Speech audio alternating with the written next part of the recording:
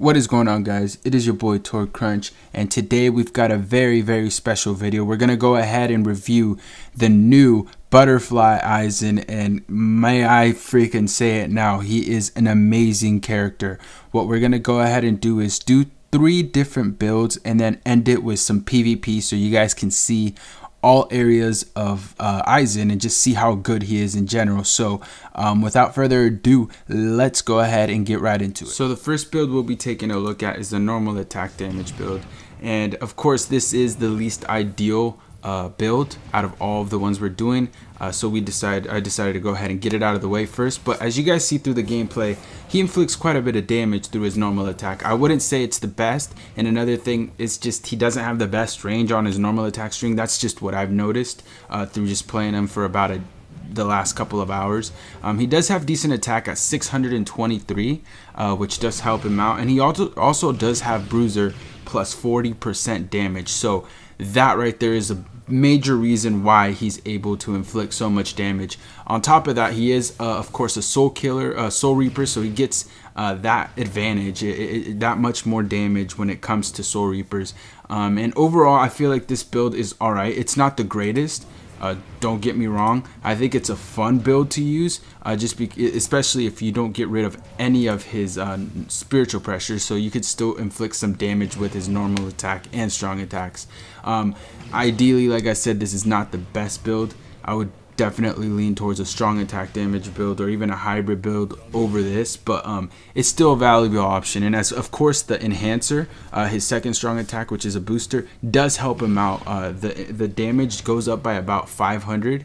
It goes from like 3,500 to about 4,500 average. That's about what you're looking at, which are decent numbers, especially for a character that is not really meant to be a normal attack damage character. We'll wait for the other 2 builds when we go ahead and get into a little bit more of his other skills and just a little bit more about this character. But yeah, this is his normal attack damage build. I'll go ahead and let you guys enjoy his special.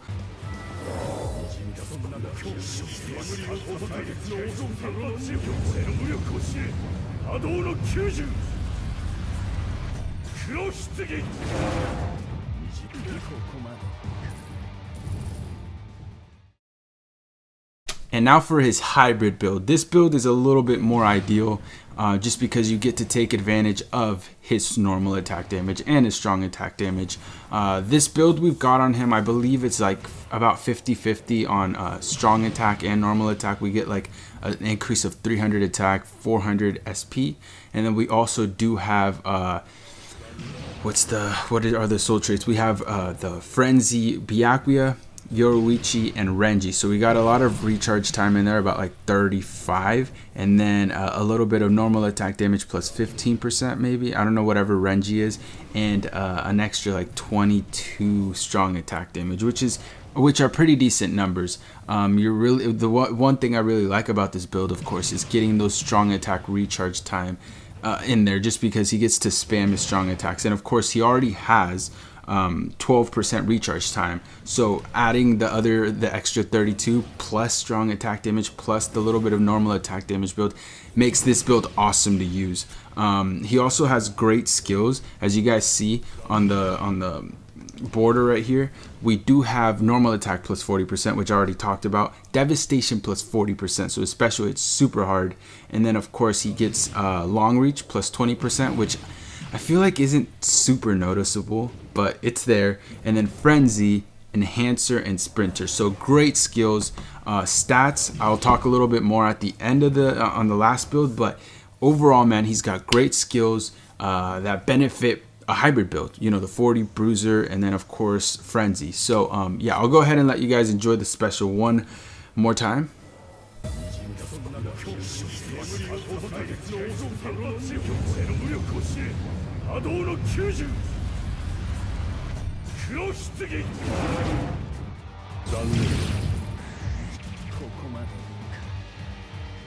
Now we're going to go ahead and take a look at the last and final build, and this of course is the strong attack damage build. Most ideal for this character, at least if you're doing if you're trying to get the most strong, like the most damage possible, it's gonna be from this build. As you guys see, normal attack does go down quite a bit. It looks like about 1,400 to 2,000 is what you can expect. And I believe that's with the booster, so not the greatest. His strong attacks, though, as you see, are insane damage. He basically one-shots all the enemies with each strong attack. I really enjoy this character. The boost makes him even that much better. Having Frenzy on top of that, I was like, when I first saw this character, I saw that he had a booster. I heard about it, and I didn't know what skills he had, so I like completely thought he just didn't have Frenzy. They were gonna cuck him. They're not gonna give him Frenzy. They're just gonna give him a booster and think that's enough. But they gave him both, and it's great. It makes him that much better.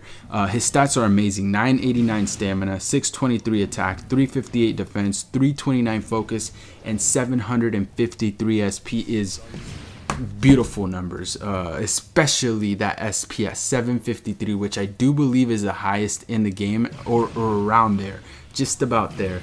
At least he's top 3, I would say. I'm not exactly sure because I'm not up to date with all the new characters and all the new numbers, but that's really high. That's a really high number. And of course, another thing I didn't mention yet is his strong attacks all are amazing. His first one, I like it. I know a lot of people thought it was kind of a basic, but I like it because it's quick response. You can spam it quite often. I mean, especially with the recharge time build.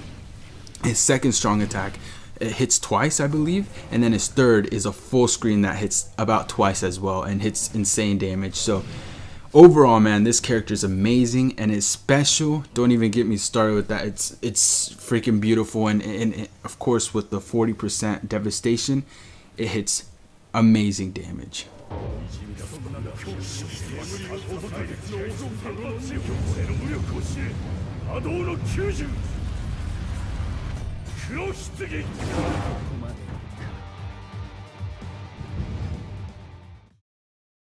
Alright, so now we are here to the PvP section of the video, and yeah, we are gonna go up against we're gonna take advantage of Soul Reaper killer effect. We just went up against a 1000-year Blood War Byakuya. We don't get an attribute advantage, but we definitely do get the Soul Reaper advantage. And as you see, we've got Aizen up front, we've got Ryukin, and of course human Sajin, which of course is a beast team, a very good overall team. We've got normal attack damage from Ryukin and Sajin, and also we have ranged attack from Ryukin, and then Aizen is just being the strong attack damage beast that he is. And the way I've got them built, I try to increase their stamina as much as possible, and then I went ahead and added damage reduction. So for all 3 of them, they all have damage reduction. Aizen having 20 20 20, and Sajin having 20, and I think he has 2 others that are not damage reduction actually, because he does get he does have the 10 10 10 link slot opened. So I do have 2 other normal attack orange characters in there. Ryukin, I do have I believe 16 20 and 16 for damage reduction, and of course a bunch of stamina on both of them. Sajin being the one with the most attack on him, but this one was a really close. Broken always being a problem. He did freeze Aizen and almost died, but of course Ryukin and Sajin had to come in clutch to save the day. My other 2 characters kind of did come in and save it.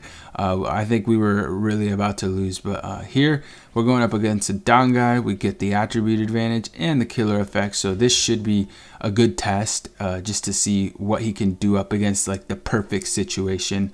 Of course, there is a broken on the team, so that could possess a problem, but as you see, it is not a problem when we've got Sajin. And Aizen was able to survive. He did put in quite a bit of damage and basically almost killed Dangai, but Sajin just went beast mode in that very moment.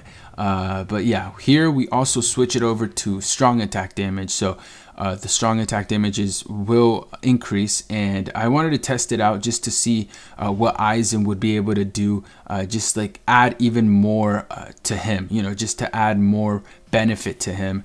And as you see, he's going up against Shunsui, Bankai Shunsui. We do get the attribute advantage and killer effect, but he managed to take him out and not suffer much damage. Ryuken was the one that suffered the most damage there. So this team overall did a great job for me. I believe we did go 5 for 5. And that basically completed my daily orders, and I was super pleased with this team. So Aizen definitely is a good option. I obviously do not have the best accessories or the best soul links, but you know, for what I had, I felt like he did a great job and he would be a decent PvP character. I want to go ahead and end the video with a question. Do you guys want me to compare this character to anyone? Let me know in the comments if you would like me to do that. And if you guys can, please hit the like button on this video. That would mean a lot. But that is it for the video. Love you guys, and I will see you guys in the next one. Peace.